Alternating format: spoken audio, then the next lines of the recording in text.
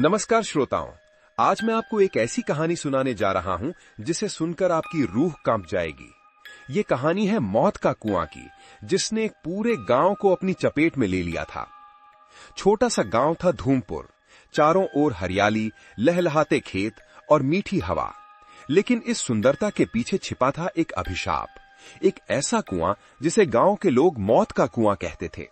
ये कुआं गांव से थोड़ी दूर जंगल की सीमा पर स्थित था। पत्थरों से बना, गहरा और अंधेरा, इतना अंधेरा कि उसमें झांकने वालों को अपना प्रतिबिंब भी नहीं दिखता था।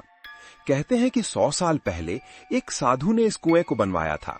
उसका मानना था कि इस जगह पर धरती और आकाश का मिलन होता है, जहां से आत्माओं का संसार शुरू होता है। लेकिन जब कुआं तैयार हुआ तो साधु की मृत्यु हो गई। कहते हैं उसकी आत्मा अब तक उस कुएं में भटकती है। गांव के बुजुर्ग कहते थे कि पूर्णिमा की रात को अगर कोई उस कुएं के पास जाए तो उसे साधु की आवाज सुनाई देती है।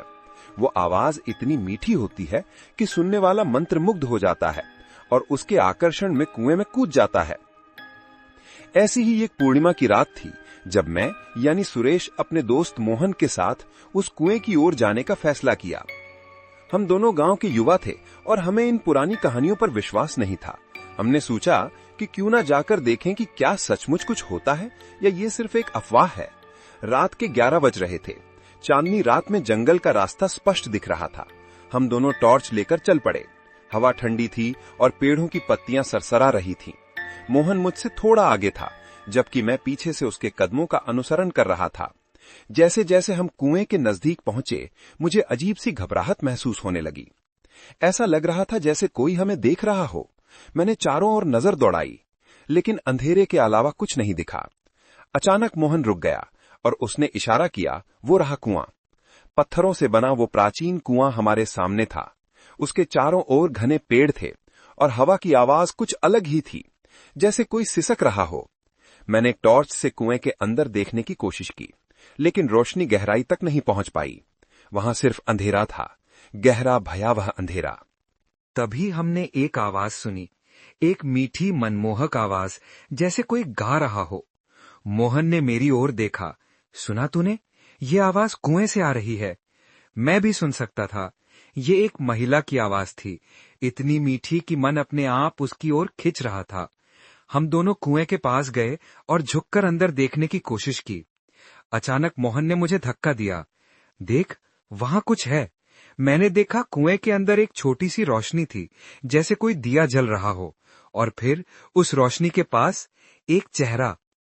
वो एक औरत का चेहरा था, सफेद, बिल्कुल सफेद, जैसे उसमें खून की एक बूंद भी ना हो। उसके बाल लंबे और बिखरे हुए थे और उसकी आंखें खाली थीं, काली और गहरी। वो हम दोनों को देख रही थी और मुस्कुरा रही थी। मैंने मोहन को पकड़ना चाहा, लेकिन वो तो जैसे सम्मोहित हो गया था। उसकी आंखें उस चेहरे पर टिकी थीं और वह धीरे धीरे कुएं के किनारे की ओर बढ़ रहा था। मैंने चिल्लाकर कहा, मोहन रुक जा, लेकिन वो नहीं रुका। वो जैसे किसी के वश में हो गया था। मैंने उसे पकड़ने की कोशिश की, लेकिन मेरे हाथ उससे चूक गए और फिर एक पल में वो कुएं में कूद गया। मैंने देखा उसका शरीर कुएं में गिरता गया और फिर एक चीख, ऐसी चीख जो मैं कभी नहीं भूल सकता।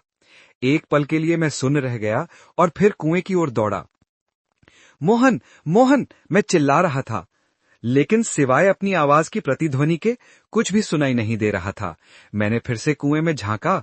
वो चेहरा अब भी वही था, लेकिन इस बार वो हंस रही थी, एक भयानक हंसी। और फिर अचानक वो गायब हो गई और कुआं फिर से अंधेरे में डूब गया। मैं वहां से भागा, सीधे गांव की ओर। मैंने गांव वालों को बताया, लेकिन किसी ने मेरा विश्वास नहीं किया। वे सभी कहते रहे कि मोहन किसी और गांव गया होगा, लेकिन मैं जानता था कि क्या हुआ था। अगले दिन कुछ लोग कुएं के पास गए, लेकिन वहां कुछ नहीं मिला, न मोहन, न कोई सबूत। उसके बाद से मैं हर पूर्णिमा की रात को उस कुएं के पास जाता हूं, उम्मीद में कि शायद मोहन वापस आ जाए, लेकिन मुझे सिर्फ वही मीठी आवाज सुनाई देती है और कभी कभी अंधेरे में मुझे वही सफेद चेहरा दिखाई देता है, मुस्कुराता हुआ। आज से 5 साल बीत गए हैं। धूमपुर गांव अब खाली हो गया है। लोग कहते हैं कि वहां कोई नहीं रहता। कुएं ने एक एक करके सबको अपने अंदर खींच लिया और अब मेरी बारी है। मुझे लगता है कि वो औरत मेरे पीछे आ रही है। हर रात वो मेरे सपनों में आती है और मुझे कुएं की ओर बुलाती है। और श्रोताओं, मुझे लगता है कि वो यहाँ है, मेरे कमरे में। मैं उसकी आवाज सुन सकता हूं। वो मुझे बुला रही है। मैं कमरे के दरवाजे की ओर देख रहा हूं और मुझे लगता है कि वो अब खुल रहा है।